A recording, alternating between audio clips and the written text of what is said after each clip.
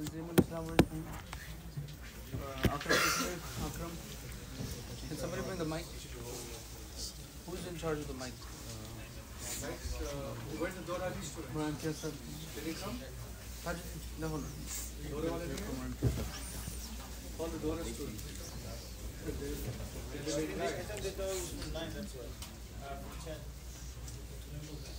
Okay, make room for the Dora students. We'll take them after you.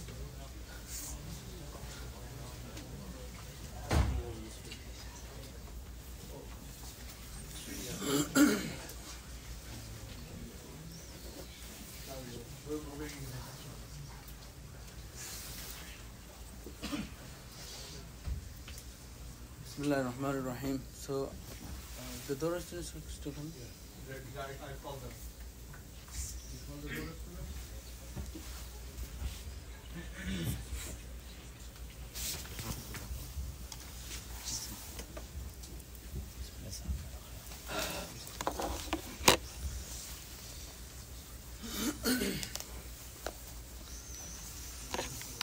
Yes, sir, I'm this way. See, there's space. I need to switch the speaker. Can you say something? Take over.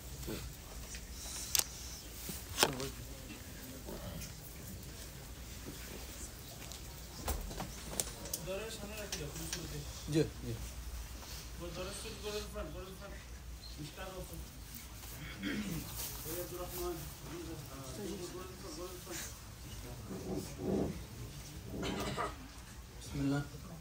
Bismillah. Okay. Ji?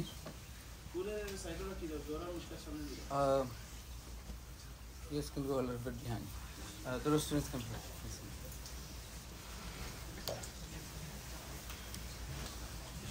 Go inside.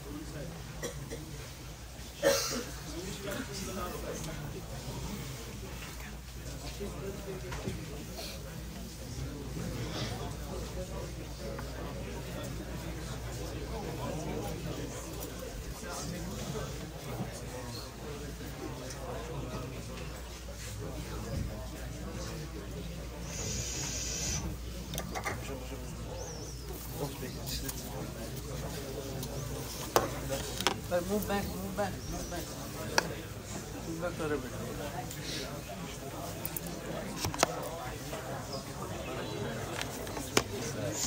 Bismillahirrahmanirrahim. Dear students, Alhamdulillah, we are very fortunate to have Mufti Muadh Chati with us. And just the other day we had Mufti Hussain Sahab, Alhamdulillah. Mufti Muadh Sahab, after studying Blackburn, he studied in Darul with Mufti Ibrahim Desai Sahab as well as Mufti Hussain Sahab, and then he went for takhassus. And when I was there for takhassus with Mufti Bana Sahab, Ahmad Barakatuhu, Mufti Muadh Sahab, he came. I was in my second year, and he went and joined for the first year. So, mashallah, because of Mufti Muadh Sahab, and his safarish, his intercession, I was able to go to Darul Ifta. At that time, they already had enough students at the Darul Ifta, and Mufti Ibrahim Desai Sahab, rahimahullah, wasn't allowing any other students to join the Darul Ifta. So, because of his safarish, alhamdulillah, Mufti Sahab accepted. So, Mufti Sahab, as you all are aware, mashallah, he has many programs taking place, alhamdulillah. And so many students are benefiting worldwide through his online courses, and mashallah, he's leading the different takhasusat programs in UK, in Blackburn, where he lives. So mashallah, we should try to give our full attention and try to take benefit, inshallah. Bismillah.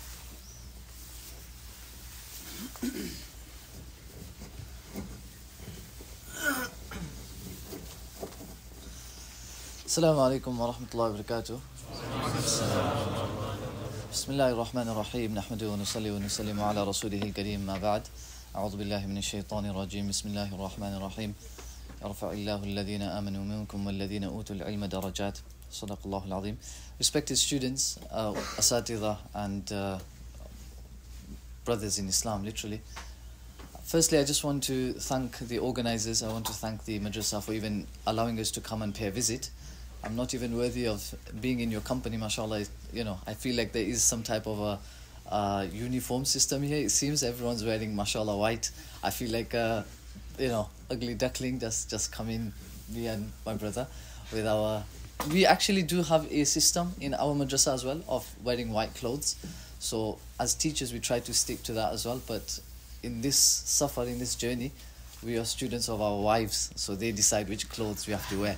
So they've unfortunately given us these dark clothes. Otherwise, I would like to be in the white, mashallah, clothes that you're also in. Unfortunately, the phone's recording, so she's going to be... Anyway, in any case, Bismillahir Rahmanir Rahim. We were recently visited... By the way, this bayan is not like a... It's not a lecture. It's not like one of those wherein you have to be like super, you have to be listening to the level wherein like if you contribute, you're not allowed to contribute anything. If you've got any questions, you can feel free to ask any questions. That is how I like to usually have a lecture. Not in public, obviously. Public, we can't do that. But with talaba, we can be a bit informal. We were recently visited by Mullah Fatur Rahman Azmi from Azadville. He came to the UK. We were sitting with him in the gathering with Mufti Abdul Samad Saab and a few other ulama in the office of Darul Uloom Blackburn. And he made a comment which struck with me. He said, he was just having his tea, just casual talk. And he was speaking about Darul Blackburn and he said, Kitna ajeeb, wo log chahte the ki ye band ho jaye. And he's talking about the non-Muslims, the people who colonized our countries, etc.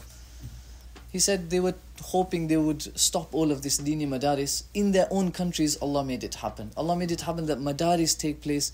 And straight away my mind, as he was saying this comment, he never said the verse, but my mind went to the verse of Allah subhanahu wa ta'ala in the Holy Quran, where Allah subhanahu wa ta'ala says, يُرِيدُونَ لِيُطْفِئُوا نُورَ اللَّهِ بِأَفْوَاهِهِمْ وَاللَّهُ مُتِمُّ نُورِهِ وَلَوْ كَرِهَ الْكَافِرُونَ. That these countries, they came into our countries in the sense that they went into the Indian subcontinent, they went into other places, Egypt, all of these countries that you could say Islam was flourishing, and they colonized these countries and they thought this would lead to an end of the Muslim world, or you could say the Muslim scholarship. SubhanAllah, in their own countries, Allah subhanahu wa ta'ala revived the spirit of Islam. And we've been to every class and I was just amazed to see that there was almost a library sort of in every single class. And that's something which even, you could say, even in Muslim countries, you might not get a library in every single class. We went into a Dora class, subhanAllah, there were books already on the shelves, etc. In a non-Muslim country, this is evidence of the fact that you are all literally the nur of Allah subhanahu wa ta'ala being embodied within this country. And in fact, Imam Malik rahimahullah, as we know, referred to ilm as nur. He said that لَيْسَ الْعِلْمُ بِكَثْرَةِ الْمَسَائِلِ. He said ilm is not, knowledge is not through a gathering of an abundance of masail and knowing loads of rulings. It's actually the nur يَلْقَ اللَّهُ فِي قَلْبِ الْمُؤْمِنِ. It's a nur that Allah subhanahu wa ta'ala places in the heart of a believer. So I want to discuss with you a few etiquettes of the students of knowledge. I'm not worthy of discussing any of these etiquettes myself. I don't embody most of them. I need to work on myself. But by discussing it with you, inshallah, it's hope that I will also start to bring some of them into my life as well. And for this, I wanted to use two books that I would highly recommend. There's a third one that I would add as well. In the recent days, I've decided to add a third one to this list. But the most important two books that I would recommend for someone in the third or fourth year of the Dars Nidami program there are two books. The first one is by Sheikh Abdul Fattah Abu Ghudda. His name does not need any introduction. He is the teacher of Sheikh Awama. Sheikh Muhammad Awama right now resides in Turkey. He is a very big muhaddith. For the younger students, they may not know exactly who he is. You can Google him a bit later, inshallah. He's a teacher of Sheikh Awama, Sheikh Abdul Fattah. Sheikh Abdul Fattah has written a book called صفحات من صبر العلماء على شدائد العلم والتحصيل. This is a book that I think every single student should have in his library. Whether you're in the third year, fourth year, it's a book which I would say you probably need to read more than once in your life. Safhat, pages from the patience of the ulama in the pursuit of knowledge. And there are stories in there. In fact, just to make you realize how crazy the stories are in there, he actually begins the muqaddimah of that book by proving to you that miracles can happen. And by proving to you that really interesting and you could say unheard of events can happen. So it's strange. I mean, you're reading the book, and in the muqaddimah, in the introduction, he's talking about how one alim in the past saw a pumpkin the size of, like, you could say, half of this room. And so he's trying to show you, like, all of these events, strange things happen. So you're reading and you're like, why is he telling me all about the size of a pumpkin covering half the... What's all that got to... He's preparing you for some of the absolutely incredible stories that are going to come in this book, of the incredible endeavors that the ulama of the past made in their pursuit of knowledge. It's almost unbelievable. Some of them, it's scary to even say them with our mouths, in the sense that Abu Tahir al-Maqdisi rahimahullah says, "Sharibtu al-bawla fi talab al-ilm." He says, "Bultu dam."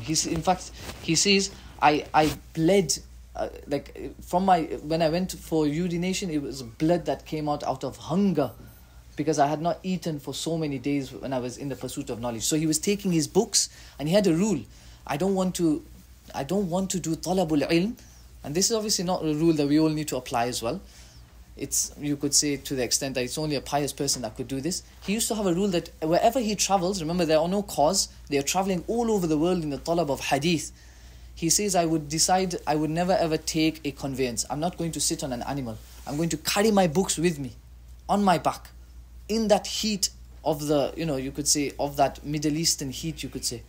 And he's saying that I used to travel the whole Muslim world in that heat with my books on my back, his books of hadith. And because of that, obviously, the whole body is under pressure. There's a lot of, you could say, weight on his back. And that led to, you could say, even health issues, etc. So there are stories in there that will blow your mind. So that's one book. The second book is by his student, Sheikh Muhammad Awama. So the first one was صفحات من صبر العلماء على شدائد العلم والتحصيل. And the second book is a book called معالم إرشادية لصناعة طالب العلم. It's a book wherein Sheikh Awama discusses the guide stones, or you could say the steps that a student of knowledge must have in his life to succeed as a student of knowledge. And I want to go through Sheikh Awama's book. He mentions a number of important points that a student should have in his life. I'm going to summarize them he's got a different number and I've got a slightly different number. I put 16 points here, but I want to whiz through them because we've got limited time. I did say I want to add a third book. This book is in Urdu, and I've only come across it in the last 3-4 days, you could say. It's a book that is called Ulama Salaf Ka Shawqi Ilm. It's in Urdu, and you may have heard of it because there's a little story behind it, and it's mentioned in the introduction. There's a Mufti Abdul Sattar. Again, I don't know exactly who he is. Maybe in Chicago I could meet him, inshallah. He had this book in his library. The author of the book is actually someone from, I think, Pakistan, Mullah Muhammad Nu'man. He's got a number of books. I've got some of his other books as well. So Mufti Abdul Sattar from Chicago, he had this book in his library. Then from our country, from Leicester, Maulana Ayub Surti, who is a student of Sheikh Yunus, he visited America, I think last year. And then in the library of Mufti Abdul Sattar, so he visits Mufti Abdul Sattar in Chicago, and he sees this book, and Mufti Abdul Sattar shows it to him, and he says that, then Mufti Abdul Sattar related to him a story that when I presented this book to Maulana Abdullah Kapodri, I think in India, he read the book, or he read 150 sides of the book in one night. And then the next morning, he said to me, this is Mufti Abdul Sattar now speaking to Maulana Ayub Surti, he said to me, this book should be in the hands of every student and every teacher. So now back to the story of Mufti Abdul Sattar. Mufti Abdul Sattar is now speaking to Maulana Ayub Surti, and he says, and therefore, considering the fact that you, Maulana Ayub Surti, have an ability to print books, I would recommend that you print it. And so Maulana Ayub Surti printed the book. And now, mashallah, that's probably the way that I have the book, in the sense that through his printing of the book, mashallah, loads of people have access to it. And he put this story in the introduction. That book is incredible. I actually thought when I got it that it would probably just be a summary of Ma'alim Irshadiyya and Safhat. But when I actually opened it, there were so many more stories in there that are not actually even found in those two books. So sometimes we think that our ulama, you could say Indian subcontinent ulama, or you could say lacking in research, whatever, it's not true. SubhanAllah, he's found stories in there that even I don't think are found in Sheikh Abdul Fattah's books as well. But all three books are very beneficial. So Sheikh Awama mentions a couple of points, and I want to try to go through them. And I don't want to take more than half an hour if Allah wills. I know you're preparing for your exams. I don't want to take too much of your time. But he mentions a few points, and I want to try to summarize them into 16 points that we should take into our lives and make them a part of our life when we are studying knowledge. The first one is probably the most basic one. and which is to avoid as much as possible, to the best of our capability, to avoid sins. To avoid sins, this is not something that only a student of knowledge needs to avoid, this is even something that a Muslim in general needs to avoid. But for talibul ilm, it's extremely important. There's a statement of Abdullah ibn Mas'ud radiyallahu anhu. It's mentioned in Jami'u Bayani Akhdhi al-Ilmi wa Fadlih by Ibn Abdul Bar. He says, إِنِّي لَأَحْسَبُ الرَّجُلِ يَنْسَى الْعِلْمَ كَانَ يَعْلَمُهُ بِالْخَطِيئَةِ يَعْمَلُهَا وَأَنَّ الْعَالِمَ مَنْ يَخْشَى اللَّهِ إِنَّمَا يَخْشَى اللَّهَ مِنْ عِبَادِهِ الْعُلَمَاءِ. He says, indeed, I feel that a man will forget the knowledge that he has acquired through a sin that he commits. Indeed, the knowledgeable person and the alim and the scholar is the one who fears Allah. إِنَّمَا يَخْشَى اللَّهَ مِنْ عِبَادِهِ الْعُلَمَاءِ. The ulama, Allah subhanahu wa ta'ala says, they have that special capability and quality that they fear Allah subhanahu wa ta'ala. In fact, when Imam Ash-Shafi'i, and this is a journey which I would tell you to really read about. It's an incredible journey. It almost makes you laugh. When Imam Ash-Shafi'i goes to study under Imam Malik. Why does it make you laugh? Because you see certain people in that story that are relatable to your life. For example, Imam Ash-Shafi'i rahimahullah is born in Gaza. His mother from a young age takes him to Makkah. Then from Makkah he grows up, he studies under the scholars of Makkah, and at the age of 10 to 13 approximately, he has memorized Al-Muwatta of Imam Malik. Imam Malik is in Medina. Imam Malik is a very senior scholar, he's an old man. And when I read this story, for us, obviously, I don't know if you've seen him, but Sheikh Yunus Jaunpuri, I see him, I imagine someone like him, because they say he was very, very, I don't know how to say this without upsetting someone, but he was, like you could, without sounding rude, but he's a bit grumpy in the sense that he was an old man. He wasn't up for these young shots or etc. He didn't have time for all that. He was a serious man. He'd reached an age wherein he had become the notable scholar, the leading scholar of his time. Imam Shafi rahimahullah has memorized Al-Muwatta. How old is he? He's approximately 10 to 13. Can you imagine a 10-year-old having memorized Al-Muwatta? It's incredible. So the governor of Makkah realizes that this man has got capabilities. Why don't we send him to Imam Malik, and so he can actually acquire knowledge from Imam Malik himself? Then, do you know, like they say in English, all the mice one day they got tired of the cat, and they said, we need to do something about this cat. It's killing all of us. And one of them says, I think we need to put a leash around the cat and tie the cat up. We all agree, let's do that. Okay, so who's going to do it? Everyone's like, no, I'm not doing it. So in the same way, the governor of Makkah is like, okay, so who's going to take Imam Shafi to Imam Malik? He's a scary guy. No one wants to talk to him. He can put you to shame. He's not scared of the government. He's not scared of the Khilafat, etc. And there were stories of Imam Malik speaking to Harun al-Rashid in a very, you could say, upfront way. The ulama were not scared of people in power. So he gets the governor of Makkah to speak to the governor of Medina to take Imam Shafi to the door of Imam Malik. So the governor of Medina, Imam Shafi travels to Medina. He speaks to the governor of Medina and gives him the letter from the governor of Makkah that you need to take me to the door of Imam Malik. The governor of Medina says, I'm not doing it, forget it. This story, it's recorded with the sanad, by the way. It's not just like Imam al-Bayhaqi records it in his Manaqib al-Shafi'i, Manaqib al-Imam al-Shafi'i wa Adabu. So when they take him to the door of Imam Malik, firstly, one of his servants comes out, and the governor of Medina is there. Can you imagine? She tells the governor of Medina from behind the door that, what have you come for? So he said, no, I've got a student here that wants to study from Imam Malik. So she goes inside a little while. She comes back out. She said, Imam Malik has said, if it's a question, give it to me, I'll pass it on to him. And if it's a majlis that you want to listen to a hadith, you know the time and date. Come to the gathering. There's no need for me to come out. So the governor of Medina looks at Imam Shafi and says, I told you, this is what you get here. He doesn't, he's in his own world. You can't mess with this guy. So Imam Shafi then says, tell him that I want to acquire a hadith from him directly. Tell him to come out. So they managed to convince him to come out. So it's almost like a scary story. The woman comes, she puts a chair in front of the door, slowly. And Imam Shafi is the one telling the story. So it's like, it's brilliant. He's saying that I saw an old man come, slowly walking with his stick, and he had his shawl on as well. Taylasan, he had it on. He's coming, he sits on his chair. Sits down, he looks up and he says, what's the issue? So then the governor of Medina gives him the letter from the governor of Makkah, and he says that He doesn't even say anything, just gives him the letter. So Imam Malik reads and he says, what has knowledge become? That you now go to the government to help you out to get knowledge. So now he's like, the governor of Medina is silent now, he doesn't want to talk. So Imam Shafi says, I'll talk. So suddenly he speaks and he says, I am a student of knowledge. I've come from Makkah. And I want to acquire Al-Muwatta from you. So he says, look, get someone to read Al-Muwatta for you, and inshallah you know the gathering date. So Imam Malik hasn't yet looked at Imam Shafi. He's still looking down. He says, yeah, just get someone to read it for you. Bring someone, they'll read the Muwatta, I'll be there. You know the time and date.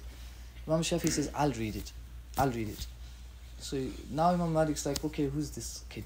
He looks up and he notices Imam Shafi and he sees the athar of ilm. He sees the athar of effort and patience and perseverance and you could say dedication. And an orphan, he had lost his father at a young age. And Imam Shafi rahimahullah says, I've memorized Muwatta, I'll read it. Imam Malik then notices something. He says he notices within Imam Shafi an ability of knowledge. And the first advice that he gives him, what's the first advice? He says, Ya Muhammad, ittaqillah wajtani bil ma'asi, fa innahu sayakunu laka sha'n. He says, O Muhammad, fear Allah and stay away from sins. I feel you will have some capabilities. He notices within this young child there's some capabilities. In another narration, he actually says to him, Inna Allah azza wa jal qad alqa ala qalbika noora. This is connected to the first point I made. He referred to ilm as noor. Indeed, Allah the Almighty has placed noor in your heart. فَلَا تُطْفِئْهُ بِالْمَعْصِيَةِ. Don't remove it by committing sins. And so, back to the original point, which is that as much as possible we need to avoid. So how do we do that? It's natural, we will still commit sins. The best way to do it is to stay in the company of the pious. Whether that is meeting them on a regular basis, spending time in their company, even if they're not talking much, even if they're doing, sometimes I benefit sometimes from sitting with Mufti Shabir Sahib and he's still doing his mutala, or he's on the phone with someone. Just sit there, close to them. There are stories of this. In Ibn Abi Hatim, his Al-Jarh wa Ta'dil, there's a story in the biography of Sufyan al-Thawri where they all would go to the gathering of Sufyan al-Thawri in the masjid. He would just be sitting there and the whole masjid would be full and everyone's just silent. He's just looking down.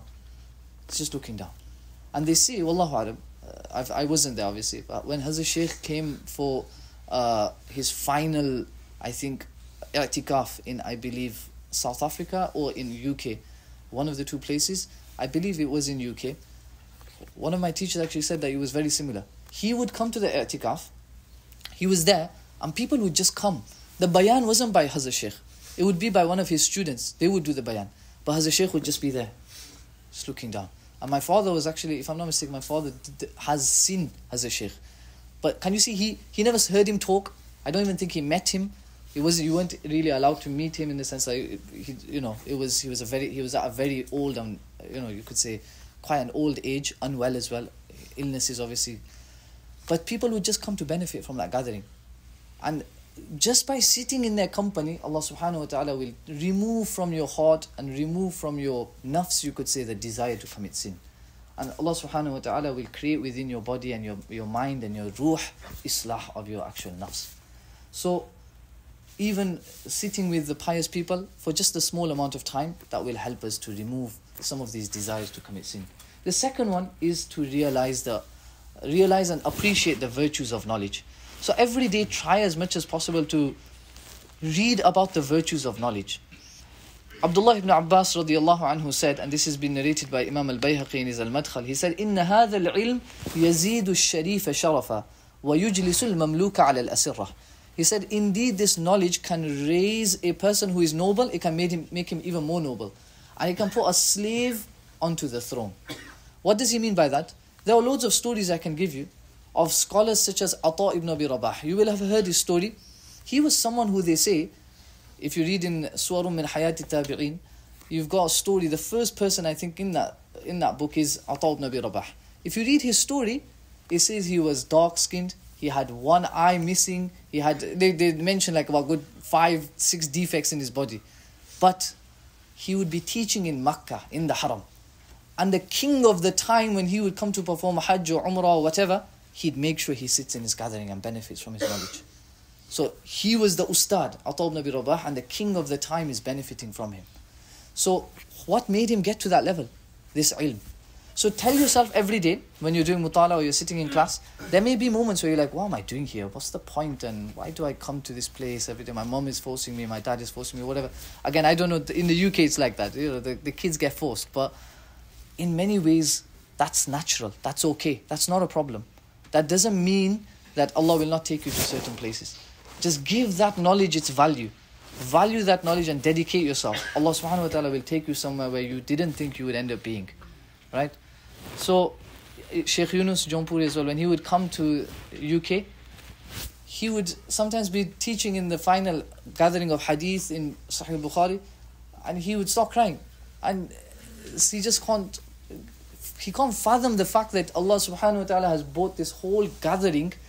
There's no space in the masjid. Everyone's like, it's boiling because it's so full. And he's saying that I was an orphan, a complete beggar on the street, in the sense that my mom had no money, but through the barakah of this ilm, through the barakah of nubuwah, through literally the Nabi Sallallahu Alaihi Wasallam's barakah, this ilm is from Nabi Sallallahu Alaihi Wasallam. By giving value to this ilm of nubuwah, Allah subhanahu wa ta'ala took him to a place wherein everyone's eager to listen to a few words that he has to say, and the full masjid is full. And everyone's waiting to see if I can just shake his hand, even if he just looks at me, inshallah. How? This is just the barakah of ilm. What did he do? He gave value to that knowledge. Allah subhanahu wa ta'ala took him to many places.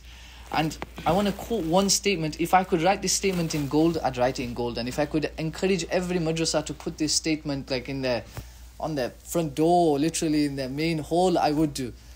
Ata al-Khurasani, he makes a statement, and it's recorded by Imam al-Bayhaqi in his al-Madkhal. He says, كان العلماء قبلنا قد استغنوا بعلمهم عن دنيا غيرهم. The ulama before us, they had become independent through their knowledge of the dunya of other people. What that means is, I don't need your money. I've got something more special here. What happens to a child, and I've done this with my daughter, so I know it works. What happens when she sometimes has a toy which I need to put away now? It's cleaning time. So I'm wanting that toy, but it's like no, it's mine. Oh, how do I get it off her now? Okay, so what you do is, you pretend you've got something even more important. You got something. Oh wow, look at this. Now she's thinking, should I keep this toy? He's got something better, it seems. So what she does is, she leaves that and she comes, alhamdulillah. So do you understand? You might be like, he's tricking all the parents are doing that, don't worry. So now the point here is, what happened there? Because I showed istighna, because I showed myself, I don't need your toy. I showed my daughter that your toy is not that important, this is better. What did she do? She left her toy and she came to have a look at what I've got. Ata al-Khurasani is saying, كان العلماء قبلنا قد استغنوا بعلمهم عن دنيا غيرهم. They had so much value for their knowledge that the people of the dunya would be like, I don't think we've got anything special. Those guys don't even need us anymore. They're not coming to us. The rich people in those times, they would be worried like, I don't think wealth is the solution. Look at those guys. They seem to be doing really well. They seem really happy. And many times this happens, right? Sometimes a celebrity, you think he's got everything, but he looks at Muslims and he sees us more content and happy with our lives in service of Allah subhanahu wa ta'ala, and he actually accepts Islam and leaves behind his life of sin. So, فَكَانُوا لَا يَلْتَفِتُونَ إِلَى دُنْيَاهُمْ. They would not turn towards the dunya of those people. وَكَانَ أَهْلُ الدُّنْيَا يَبْذُلُونَ دُنْيَاهُمْ فِي عِلْمِهِمْ. So the people of the dunya, what they would then do is, they would, just like my daughter, she realized this toy is actually not that important. That toy he's got seems more important, because I showed istighna. They would drop their dunya and they would spend that money in acquiring ilm. فأصبح أهل العلم منا اليوم يبذلون لأهل الدنيا علمهم رغبة في دنياهم. But today, now, in this day and age, Ata al-Khurasani is speaking from his time. He's saying the people of the ulama are willing to give their ilm to acquire some of the dunya. وَأَصْبَحَ أَهْلُ الدُّنْيَا قَدْ زَهِدُوا فِي عِلْمِهِمْ لِمَا رَأَوْا مِنْ سُوءِ مَوْضَعِهِ عِنْدَهُمْ. That the people of the dunya then realize, you know what? They're coming to us. It's alright, we have got something special. It's like that same scenario when I'm still showing to my daughter, I want that toy. She's going to be even more like, no, I want it. So in the same way, we need to realize that what we have got is very special. what we have got is very important. And there is no problem with the person, by the way, if they graduate and they go into university, etc. There's not a problem with that. The problem I do have, and I think it is a problem, and we need to address it, is when a person finishes and he graduates and he feels incompetent, he feels insufficient, he feels like I'm not going to be complete unless I go to a degree or etc. That's completely fine, by the way. If you need to get it, you have to. If that's what your parents want, if that's what you think is right for you. But don't feel that incompetency, don't feel that I am incomplete until I do that. That's incorrect. Allah subhanahu wa ta'ala has put ilm in your heart. You've completed 6-7 years of study. How can you feel incomplete? How can you... The only reason you're probably feeling incomplete is maybe there's been some deficiency in the studying, in which case you know what to do. Get back into those books. Start reading again. So that's number 2, realizing and appreciating the virtues of knowledge. I'm conscious of the time. We've only got about 10-15 minutes and I want to finish. The third one, and these we'll try to do a bit quicker, is a correct intention. Now I think correct intention gets a bit of bad rep. What does everyone do? Everyone comes in and they say, you need to have ikhlas. The thing is, ikhlas takes probably about 20-30 years for a person to develop. It takes the company of the pious. It takes islah of the nafs, even to the extent where I could say, being totally honest, even I cannot claim ikhlas. Nobody can claim ikhlas except the mashayikh. So can you tell the first student to come in and start, the first student that comes into class, and is he going to have proper ikhlas lillahiyat only? It's going to be hard for him. Yes, we can still advise, and we will advise to develop ikhlas, but it's okay if at the start you're not sure why you're studying. Sufyan al-Thawri and many other scholars, this has been recorded by Shaykh Awama from a number of scholars, they used to say, طَلَبْنَا الْعِلْمَ لِغَيْرِ اللَّهِ. We actually started studying for other than Allah. فَأَبَا أَن يَكُونَ إِلَّا لِلَّهِ. But the knowledge took us to Allah. So we started off with wanting to do it for fame, or we'll have the most ahadith, I'll become the scholar of my time, everyone will want my ahadith. But then as they studied ahadith, as they got to 2nd year, 3rd year, 4th year, suddenly this knowledge took them to Allah, and now they no longer wanted the people.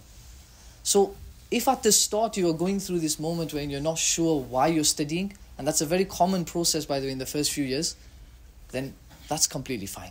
As long as you stay dedicated to knowledge and you don't let that intention, the lack of intention, or you make yourself feel as though, I don't even know why I'm doing it, man. I don't know why I'm getting into this. So ignore that sound in your head and instead dedicate yourself to ilm, and Allah subhanahu wa ta'ala will take you to places.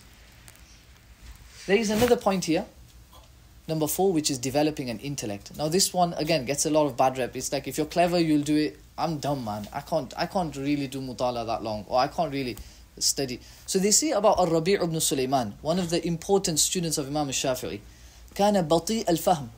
He used to understand things very, very late. You know how you get that guy in the class, everyone's understood it, and he's still not understood it? It's completely normal to be that guy. He was that guy. Then Imam al-Shafi'i would have to speak to him privately and say, you never understood the topic at all? I don't understand it. It's so confusing. This usul fiqh is like, I don't get it. It's so difficult. Right? So Imam al-Shafi'i would sit with him privately. And this is also like an indication of the importance of a good ustad, or ustad that gives you that dedication. So the ustad, Imam al-Shafi'i would give him that time.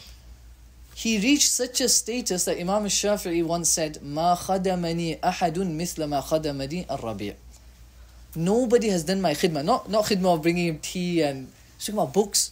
No one's transferred my books and memorized my books and distributed them to the generations to come like how al-Rabi' has done. How did he start off? His memory was weak. His understanding was weak. What does that tell us? So far now we've learned, if you don't have a good intention, or if your intention you're not sure why you're doing it, or you're a bit weak, that's no reason for you to stop acquiring knowledge or start feeling despondent that, it's not for me. I'm just going to be that guy that does the 7 years and just like, in passenger seat and then just finish and then I'll decide what to do. No. You have to dedicate yourself. You have to push yourself. One day Allah subhanahu wa ta'ala will take you to such a status where your ustad may once say that as well. That no one has done my khidmah. No one has become the best student of Darul New York like how this student. But when he was here, and we hear these stories all the time. When he was in class, he was quite weak. But now, subhanAllah, he's opened this madrasa and he's doing that and he's doing this work. It just shows you that the dedication, Allah subhanahu wa ta'ala looks at that. He doesn't look at the intellect, etc. That comes from Allah. If Allah has given it to you, good. You can have people who have intellect, but nonetheless, Allah subhanahu wa ta'ala has not written for them to pass on this uloom to the next generation. Number 5 is value of time. I mean, the value of time is, I'm being hypocritical because I'm taking your time right now from Mutala, but in any case, Khalil ibn Ahmad al-Farahidi used to say that أثقل ساعة ساعة آكل فيها. He says the most difficult time for me is the time wherein I eat, because that's time I'm getting away from my books. Al-Dhahabi records in the biography of Ubayd ibn Ya'ish, he's a teacher of Imam Bukhari and Imam Muslim. He says, أقمت 30 سنة ما أكلت بيدي بالليل كانت أختي تلقمني وأنا أكتب. He says, for 30 years I used to write at night, and my sister would feed me and put the luqma into my mouth so that I don't miss any time of writing hadith. So this was their dedication. You might think, oh, come on man, that's Imam Bukhari's ustad. This is 2024, so. But Hazrat Shaykh in his Abbiti, he writes that he would actually do the same. And he would actually have his sister feed him, because he wanted to spend every single moment writing kitabs and writing knowledge. But then later on, obviously his sister also became old, etc. Or his sister passed away, or we don't know what happened, but she was no longer available. So he says, I would just avoid eating at night. He says, I would avoid eating at night. And then the question comes, okay, what about the bukh, the hunger? He says, haraj ka athar bukh par ghalib tha. The difficulty and the time it would take to kind of eat and lose that time in writing kitabs, that difficulty was too much. Bukh par ghalib aa gaya. And so he would just say, forget the food. There's a story in here, I don't even know if you're allowed to do this, but in Dhaylu Tabaqat al-Hanabila, Ibn Taymiyyah rahimahullah says, he says with regards to his grandfather, he says, Kan al-Jad, don't do this by the way, I don't know if I should say this one. إذا دخل الخلاء, when he would enter the lavatory, the toilet, يقول لي, he would say to me, اقرأ في هذا الكتاب وارفع صوتك حتى أسمع.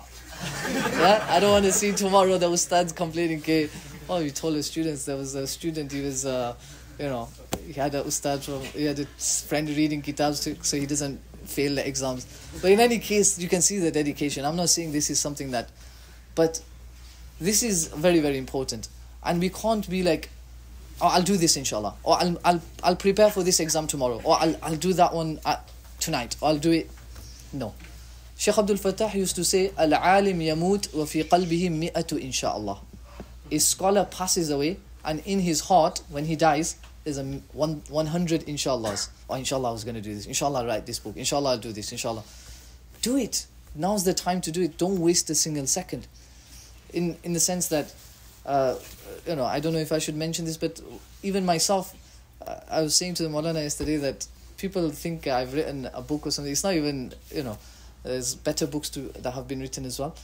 But I'm actually an English teacher and maths teacher, in the sense that in my madrasa we have to teach school. So I teach school and I teach madrasa. So if anyone knows Macbeth, etc., I can have you a challenge over who knows the quotes of Macbeth better. But this is what I teach, in the sense that I used to teach a lot more. Over time, it's been a lot less that I teach of that, and I spend more time in. But what I would do in those days, when I would be teaching the school, I didn't want to teach. But many madaris do this, and you have to. The rule is that who if everyone wants to teach madrasa, who's going to teach school? No one. So they usually get the people who teach school to teach the madrasa. That's how it works in the UK. I know in your system might be different. But then I don't want to teach school. I never went to South Africa for 3 years to come back and teach maths. That wasn't what I wanted to do. I'm good at maths in the sense that trigonometry and stuff. Don't ask me any arithmetics. I'm pathetic at it. But in any case, I'm not wanting to do any of that. That wasn't my zeal or passion or any. What I would do is every single moment in those classes that I would get to read a kitab, I'd make sure I take a kitab in every single school class. And there were 2 reasons behind that. One was a symbolic gesture. The symbolic gesture was more for the students. That I'm not here as a school teacher. I'm doing it more daruratan, in the sense that to teach madrasa, I have to teach school. And I want to teach madrasa. So I would take the kitab as more like, as a reminder for myself as well, that, you know what, don't feel bad over teaching some of these terrible words in Macbeth. I don't want to say them. Don't feel bad over it. The real reason you're doing it is because of that kitab there, because you need to be able to. And subhanAllah, I'm not, obviously, Allah subhanahu wa ta'ala, it could all just be istidraj from Allah, Allah protect. But subhanAllah, like slowly Allah subhanahu wa ta'ala reduced that school time for me so much. Like other avenues and paths opened up. But it was that, I feel like initially that dedication of wanting to just, and then what I would do at times is actually give, when the students would be doing their work, they've got like, for example, a little bit of a paragraph to write, etc., whatever they need to do. Then I would just start reading the kitab, because now I'm just sitting there and waiting for them to do their work. So instead of just sitting there, you get on with the mutala. So not wanting, that's nothing like what these scholars were doing. They were not eating so that they can spend some time in their kitabs. Have those moments wherein, if you're going shopping, if you're going with your family out somewhere, take your kitab with you. You never know. My wife sometimes shouts at me, she says, when are you going to read this kitab? Like the other day we went Trafford, this is a place, it's a shopping centre. When you get married, you'll understand, you have to do these things. So I took my kitab with me. She's like, you're not even going to read it. I was like, you never know, we might get a bit of time. So if we get time, if I'm pushing the buggy and if I can put the kitab on the buggy and then just read like that, an alim shouldn't waste a single second. Every single second should be, I want to be able to acquire some more ilm than what I had the day before. Then number 6, we've got many more to cover. I don't think I'll be able to cover all of them. So I'll cover these 6, and I think these 6 inshallah will suffice. And I'll list the remaining. But it's a very important one. It's courage and high ambitions. And it's connected to the 5th one. The 5th one was about time. The 6th one is about courage. You need to have high ambitions. Allah subhanahu wa ta'ala will take you to certain places, and you need to believe in that. And you need to believe in the fact, okay, this ilm is what will take me there. This comes through dedication with knowledge. Abu al-Abbas al-Asam, he states that Imam al-Hakim, rahimahullah, he writes in the biography of Abu al-Abbas al-Asam, he says, and this is Imam al-Hakim saying this, he says, حضرت أبا العباس الأصم يوما في مسجده. He says, I came to Abu al-Abbas in his masjid once, فخرج ليؤذن لصلاة العصر. He came out to give adhan for Salat al-Asr. Look how dedicated he was to ilm. فوقف موضع المئذنة.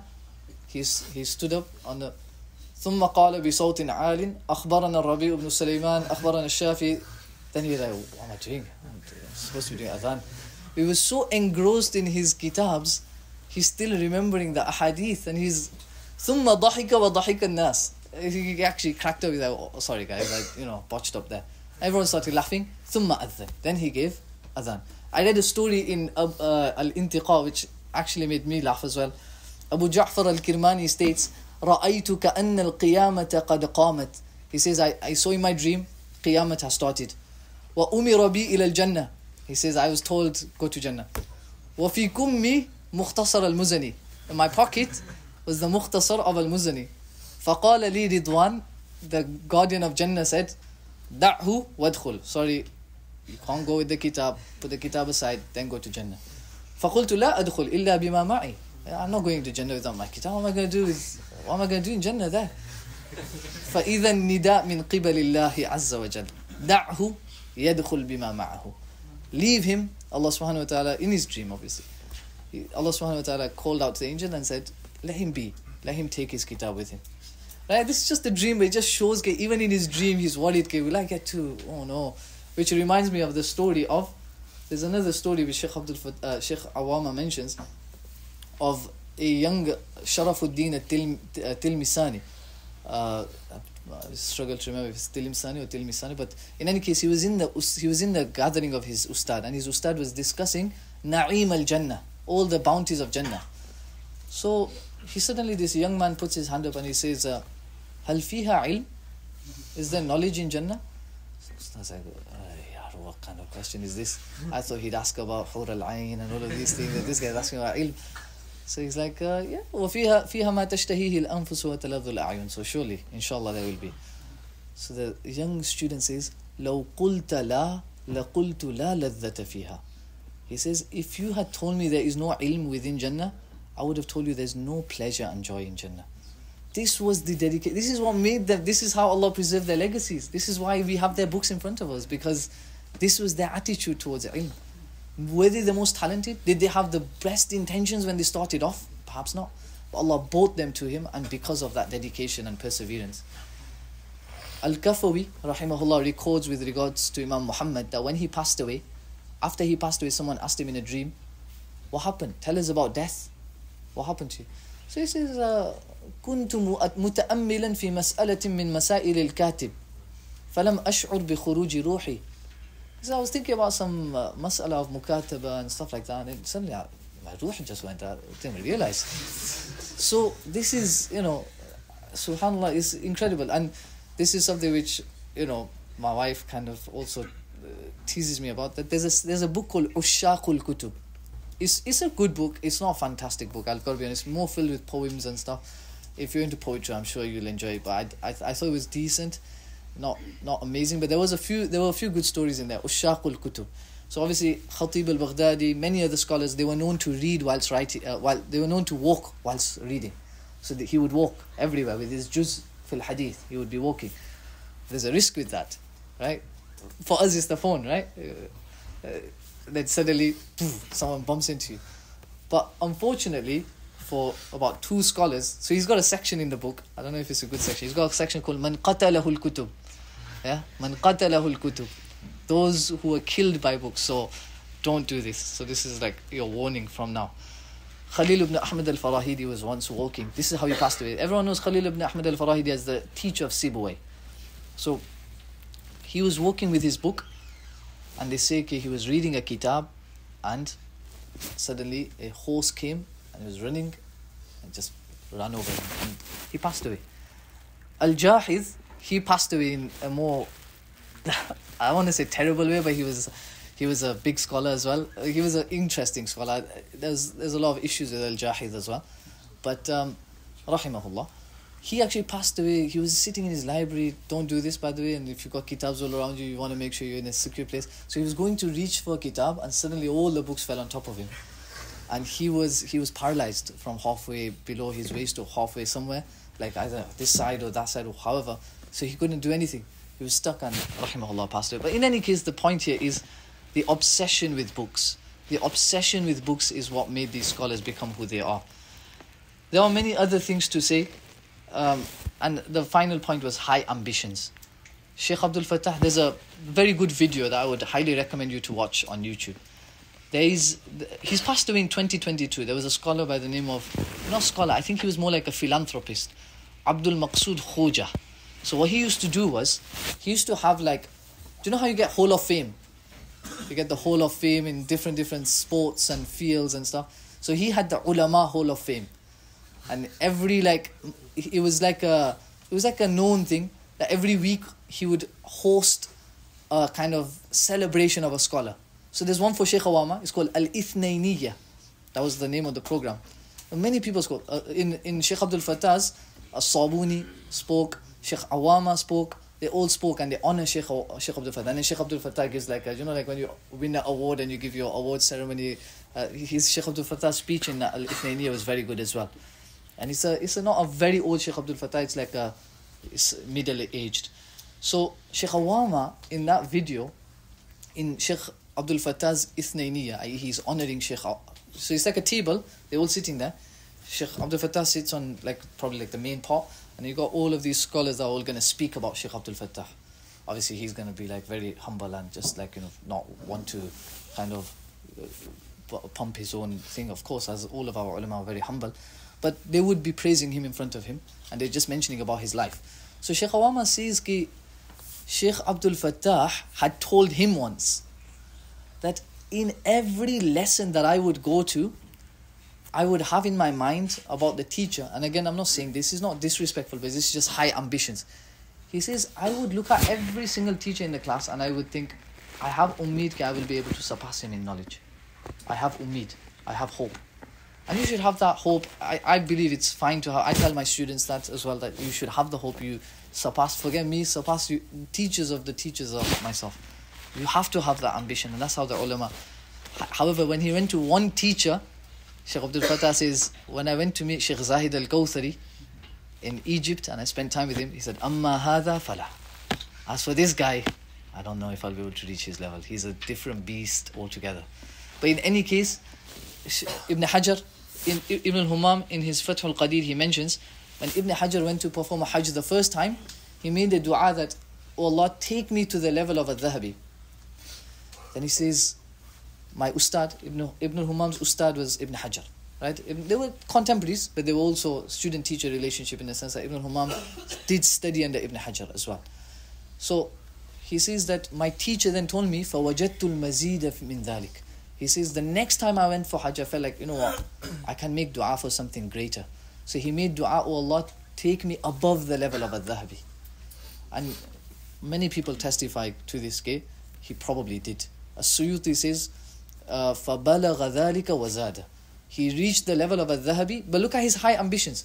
Al-Dhahabi was the most important scholar of his time, and probably from the later age, until Ibn Hajar came, I don't think we would have remembered anyone except al-Dhahabi alone as like the greatest muhaddith in the sense of a mu'arrikh, of a historian. Ibn Hajar came, and now we have to say two people, Ibn Hajar and al-Dhahabi. Two of the greatest muhaddithin of the later ages were Ibn Hajar and Hafiz al-Dhahabi. But it was the ambition from Ibn Hajar and high ambitions. In any case, I don't want to spend more time. Inshallah, we'll just mention the last ones. We got freeing oneself from distraction. That was number 7. Number 8 is to have an appropriate friendship. Someone who's going to inspire you to study more ilm, challenge you. Sometimes competition is healthy. If you've got someone in your class who's very talented, 2 people, they will both actually benefit from each other without realizing. Because he will see he's progressing. Okay, I need to study more as well. That's good. It's not a bad thing. Number 9 is to take knowledge from the scholars. Number 10 is to spend time in the company of the teacher. But it's important to understand that spending time in the company of the teacher is very important, and it should be done. It cannot replace reading of kitabs though. So some people will just spend time in the company of the, that's fantastic, mashallah, brilliant. But why don't you read kitabs and then spend time in the company of the teacher? Both of those together, coupled together, will lead to better effects, inshallah. And to have respect, inshallah, of the teacher, and to have patience in knowledge. Mutala'ah, it's all kind of covered in what we've discussed already. Number 14 was developing an inquisitive mind. This is important. Just to touch on this for 1 second, it's like you can't come into a class without having a few questions with you that you want to learn more about. And that developing an inquisitive mind is very important. Don't just be happy automatically with what you've learned. Always be willing to develop it further. And not in a kind of like shubuhat way. We don't want to entertain shubuhat. But it shouldn't be that you're satisfied with your results. That is not how ilm works. You dig deeper and deeper and deeper and deeper. And even then, if it's an issue which is, you could say, you could have ijtihad in the sense that it could be wrong. You could still be wrong on this issue. You could still, then you don't act like as though I've got it right 100%. I've discovered that the name of this rawi is definitely this. The name of this narrator of hadith is 100% this. You could still be wrong. Check more kitabs. Don't stop the search in looking for more research on your topic that you're discussing or you're writing about. Number 15 is to read about the lives of the scholars of the past. And for this, Shaykh Awama recommends 2 books. He says Siru Alam Nubala and Ar-Risala Al-Qushayriyah. Now, Siyar is a massive book. It's about over 25 volumes. Siyar. It's a book by Al-Dhahabi.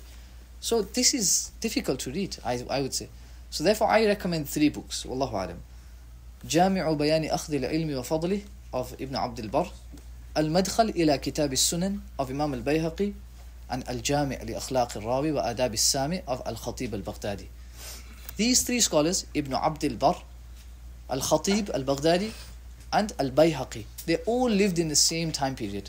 Interestingly, none of them met each other, but they all wrote on similar topics. So that's the area of research over why they did that. And number 16 is to bring the knowledge into practice. And this is the final point that I do want to stress on. There's a quote that I came across. It sticks with me quite a bit, to be honest. In Fada'ilu Abi Hanifa of Ibn Abil Awam. It's a quote by Al-Khuraybi. He says, إِذَا كُنَّا دَهْرُنَا فِي جَمْعِ الْآلَةِ فَمَتَى يَكُونُ الْبِنَاءُ. If we spend our whole lives gathering the equipment to build a house, when will we build a house? Have you ever heard of a builder who just spends the whole time he's been given to build a house, he's just gathering material? Yes, a landowner's asking, when are you going to build, man? I'm waiting so long for you to say, no, we need more. So in the same way, ilm is to get us into the habit of practicing that knowledge. And so we need to bring that knowledge into practice. And what do I mean by bringing the knowledge into practice? For us in our daily lives, practically, the first one that I would to just emphasize is reading of the Quran. reading of the Quran is something which, I'll be honest with you, even I was lacking in a lot, and only when I started making a proper habit out of it, did it become like a bit of a game changer. Why? Because Shaitan plays a very interesting trick. He says, no, you're a student of knowledge. For the talented students, I'm saying that what he will do is he'll say, no, you need that time for mutala. You need that time. So I would be like this as well. From the morning, you would just be like, start with the mutala, I need to read this kitab, your day should start or it should end, one of the two. Ideally both, but at least one. It should start or end or both with the Quran. And Sheikh Yunus Jampuri, Mufti Shabir Sahib told us this, that he was not hafiz of the Quran. Interestingly, that's a lot of people would be surprised to hear that, but he was not hafiz of the Quran. There's many scholars like that. Mufti Ahmad Khanpuri Sahib also, he's not hafiz. Obviously, they read so much of the Quran. Sheikh Yunus, obviously, the whole day he's spending in mutala. He never married as well, so that's a big, you could say, distraction gone. So he's essentially spending his whole life dedicated to hadith. But even him, Mufti Shabir Sahib says, every day after Dhuhr, he would read half a juz of the Quran. So I would recommend that even if you start off with half a juz of the Quran, make a habit of reading half a juz of the Quran. And another two things that I would recommend is salawat. Have a practice, have a routine. Like some people, they wake up in the morning, they've asked some of these fitness guys and stuff, they'll say we run this much and then we do this and then we do that, and then my day is started. Then some of them do like whatever meditation and all of this stuff. We should have a routine. We should have a plan. And I'm not someone who you could say, I'm also, you could say working on this, and this is something that everybody should be working on improving. If your salawat abilities at the moment are on 100 times, don't jump it, but consistently 100 times. Then when you feel like you have the capability of doing more, try to increase it to about 150, then 200. But consistency is key. And if you can reach a level when you can get 1,000 times daily salawat, this is important, and it will bring an incredible change into your life.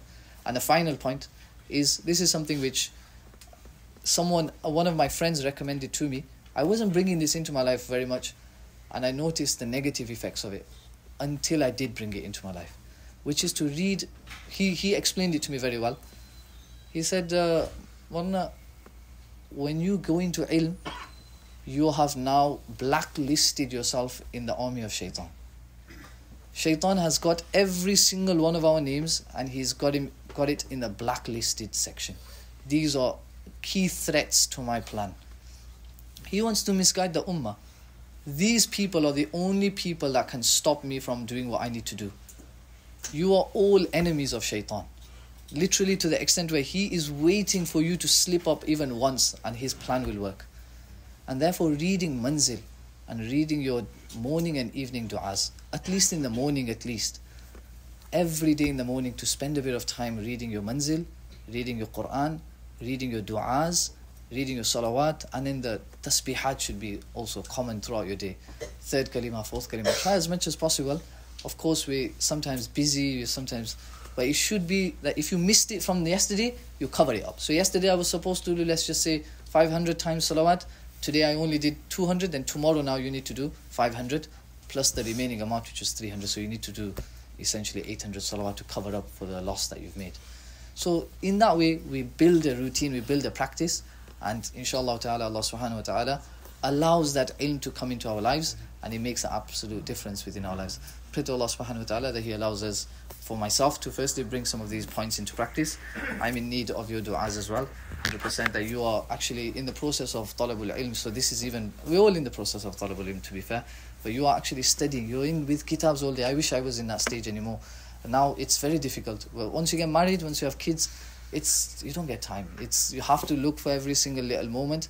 And if Allah subhanahu wa ta'ala gives you those little moments, you utilize them as much as possible.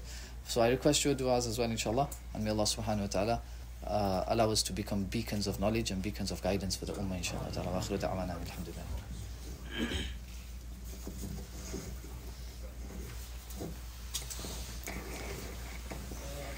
Any questions? Anybody have any?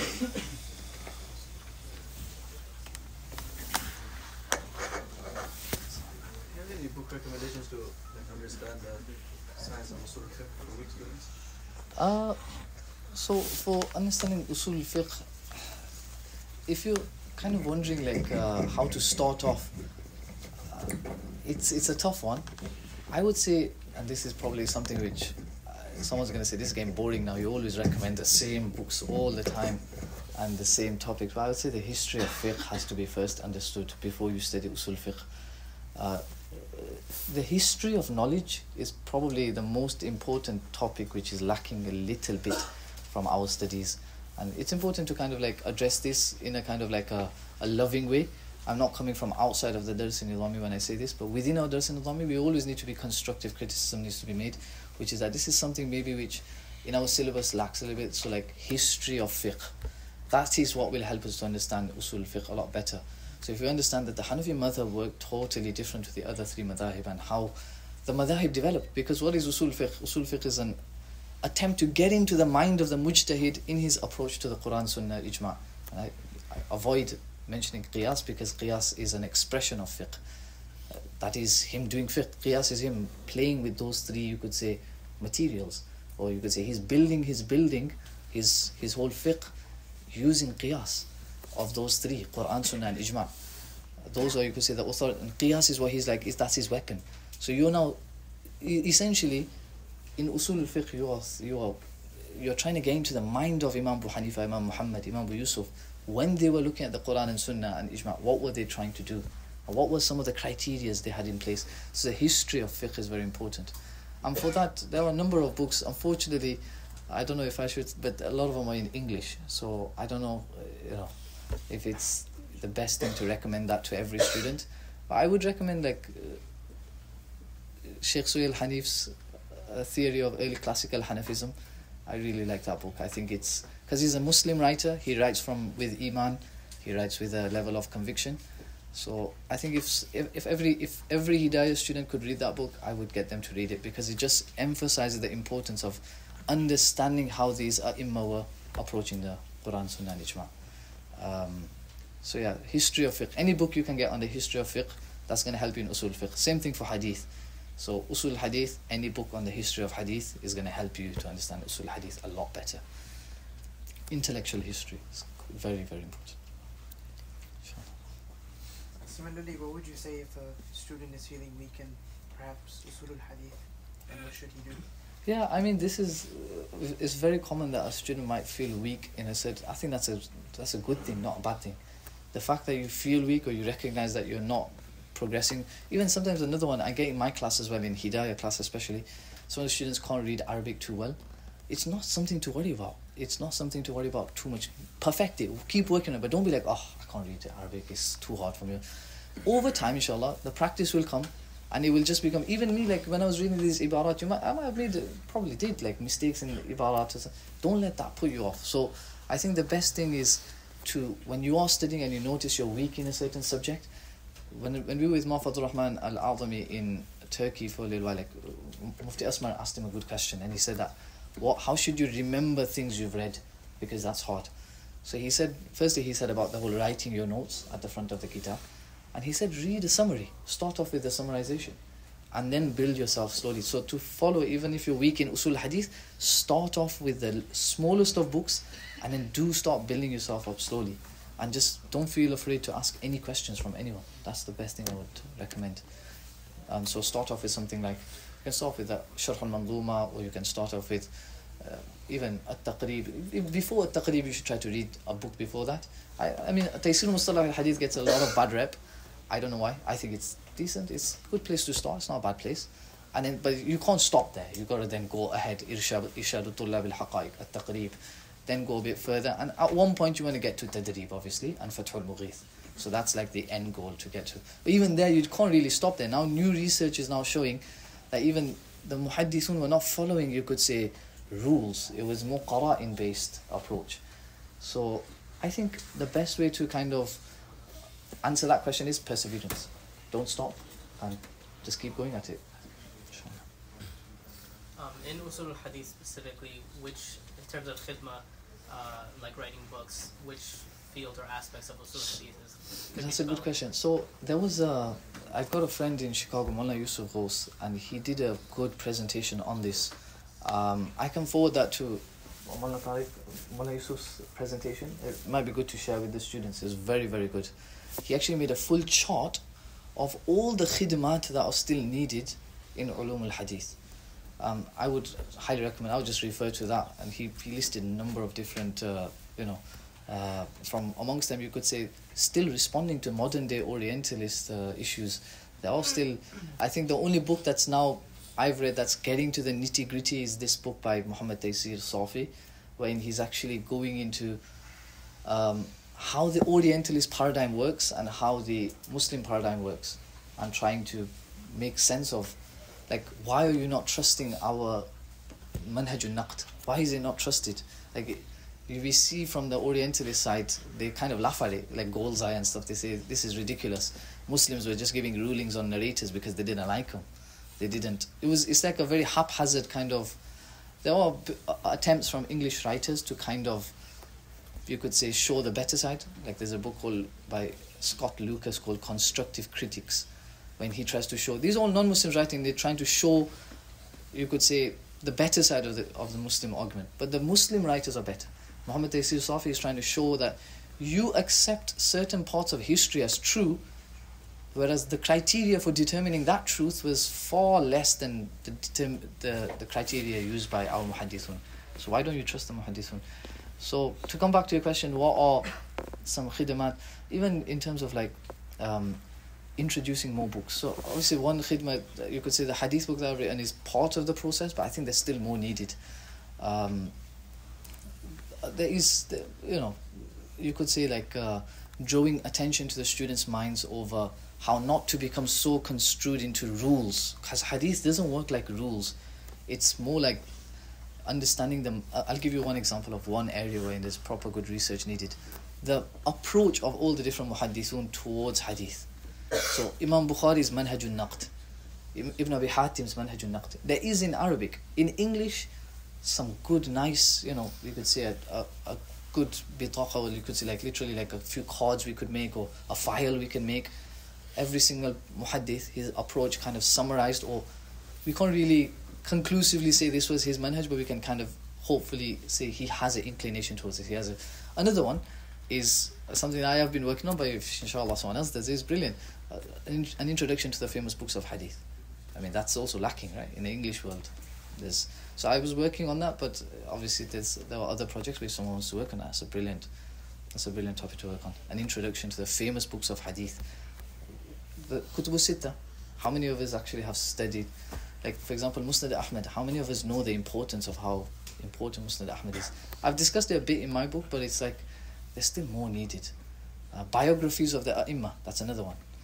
Biographies of the A'imma. Another one would be the common narrators properly organized, in the sense that asanid that we should memorize, as like the, Awthaqur Ruwat, that's another one. Who is the most reliable rawi of Ibn Shihab al-Zuhri, of this muhaddith, and the tabaqatul, thiqat. There's actually a good book on that, Maratib al-Thiqat. So you could use some of these, and important to kind of use modern day research by Muslim writers, Ibrahim al-Lahim, all of these guys who are writing on these topics, Sheikh Mujir al-Khatib, and a lot of them. Some of them I know their books, but I don't know their names, in the sense that I've never heard of the guy before. There's a good one, Ta'silu ilmi ilal al-hadith, Ali ibn al-Madini unmudajan. He takes Ali ibn al-Madini and he kind of goes through like how his mind was working in hadith. So reading books like that is very important. We noticed that with Mufti Bana and those asatidha, that they read those books and they benefit. Which number 12 are you thinking? 12, 13 was, I think 12 was patience. It's kind of connected to what we mentioned earlier about. There's a story in patience here. This one is kind of sad. Like there's a story in Tadhkiratul Huffaz of Hajjaj ibn Sha'ir, that when he went to study, his mother made 100 rotis for him. So in that Mullah Muhammad Nafi's book, I like Mullah Muhammad Nu'man, he writes it very nicely. He says, "Aur unka salan kya tha? Bahut hi," and he says, "Bahut hi acha, a salan that will never end, a salan that will always be available for you whenever you want." What was that? The river of Euphrates, the Dajla, right? So he used to say, okay, when I would be studying under my teacher, I take a roti, I'm not going to sal anything. I go to the Dajla, فَأُغْمِسُهُ فِي دَجْلَةِ وَآكُلُهُ. So stuff like that kind of is quite inspiring. There's another story of Abu Ali Hassan ibn Ali. He says, لَقَدْ كُنْتُ بِأَسْقَلَانِ أَسْمَعُ مِنْ إِبْنِ مُصَحِّحِ وَغَيْرِهِ فَضَاقَتِ النَّفَقَةِ وَبَقِيتُ أَيَّامًا بِلَا أَكْلٍ فأخذت لأكتب فعجزت فذهبت إلى دكان خباز وقعدت بقربه لأشم رائحة الخبز وأتقوى به. He says, I was so hungry, no food, nothing. He says, I decided I'll just go to the roti shop, just sit there and just smell it. That's it. That will help me to just get a bit of strength because I'm so hungry, I don't have. So stuff like that. And then 13 was mutala. And there's a lot to say about Sheikh Anwar Shah Kashmiri's mutala and stuff like that. The scholars of the past they were not playing, they were serious about mutala. Inshallah. Subhanallah.